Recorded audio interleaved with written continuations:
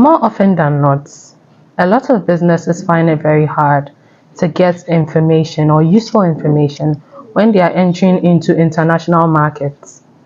Now, what most businesses need is international marketing research.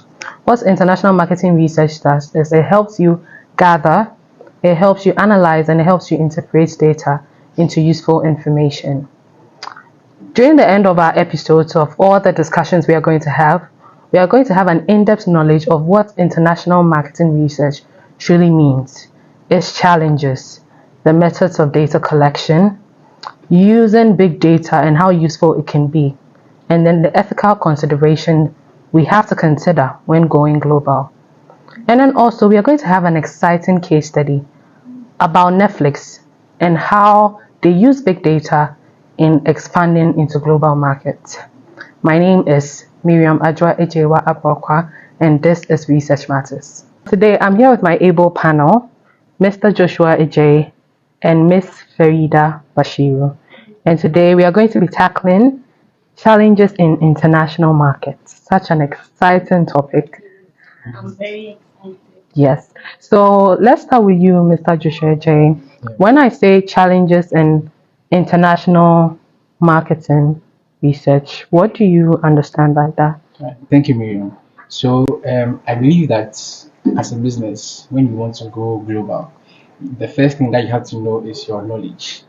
And then the knowledge pertains to the market you are going to serve, right? So gaining this knowledge can become a challenge for you because you would want to know the consumer preferences and what the target audience wants. Okay, so the knowledge gained from the market you are going to can become a challenge for you, but you can subvert these challenges by having expertise available, right, to sort of do the work for you and get the intricate knowledge that you need to succeed as a business internationally.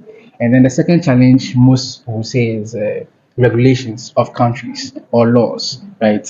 So as a business, one of the most important things is that you would have to know the regulations and policies that govern every market that you are going to internationally, which pertains to the country, right? So as a business in Ghana, let's say I do bread, right, and I want to go to a country like Libya, I would have to do a research, intricate research, to know their regulations on the productions in or the process in producing bread.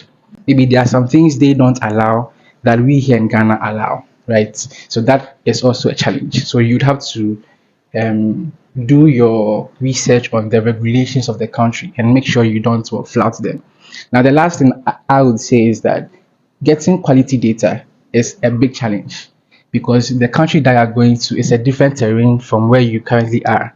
All right, so certain things or certain data that you need in terms of logistics, in terms of production, right, they can become a challenge if the country has a strict or a tamed government which conceals all these things to you. So for me, I think those three are some of the challenges in international marketing research. Now, I really agree with what you're saying about the regulations because I think that most businesses, there are sources like World Bank and other international sources where you can get data from, but they do not actually provide you with enough information about the individual countries themselves. So, Ms. Farida, I would also like to hear your point of view when it has to come with challenges in marketing research. Okay.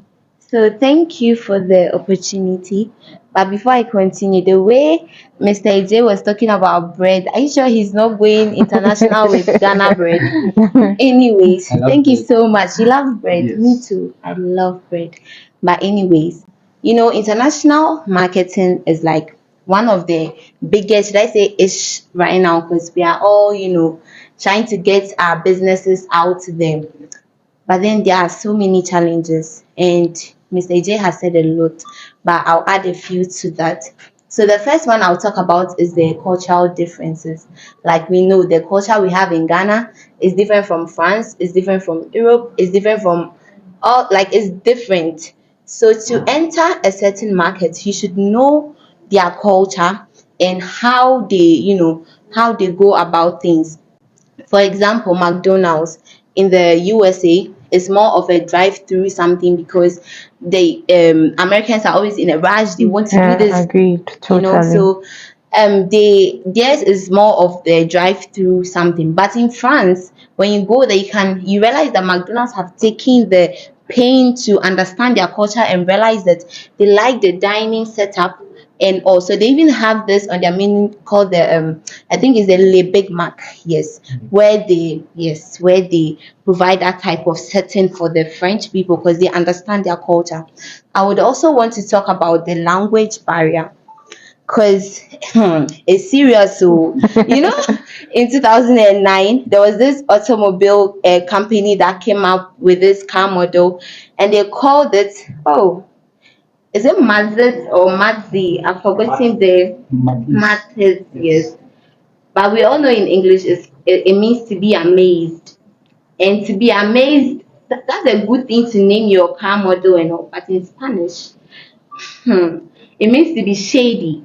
So you can imagine how these Spanish people felt when, like, what do you mean by shady? Like, do you understand? So you need to understand so that you don't miscommunicate and all of them misinform the people. You need to understand their local dialect.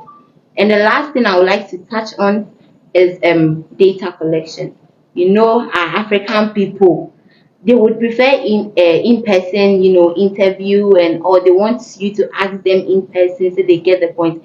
But when you go to US, Canada, and the rest, they don't mind online questionnaires, online surveys, and all. They don't mind at all. But our people in Africa, they would want the in person type of affair. So you have to understand where you are going to and how to collect your data. So when you go to Wale Wale, you know that it's not online because some of them don't even have phones. Yeah. You would have to, go and ask them in person. But when you go to America, you can send these online questionnaires and they're going to, answer. So I think that's all I will say for now. But I don't have bread as an example. But I do agree with you about the cultural differences because different cultures we have different times, and then Ghanaians we are always saying we are fashionably late, but it's also a problem because if you go to a country where they take strict timing or they take timing into perception, it can be difficult for you when you are navigating into a global business. But I think with what the both of you have said, if we learn to bring these challenges together and make it an advantage for us, I think it will help any business to go far in wherever they want to go in the global scale. So it's been an exciting conversation. I've really enjoyed it and I hope you have enjoyed it too. So in our next segment, we'll tackle the different data collection methods. So see you. Thank you. Bye.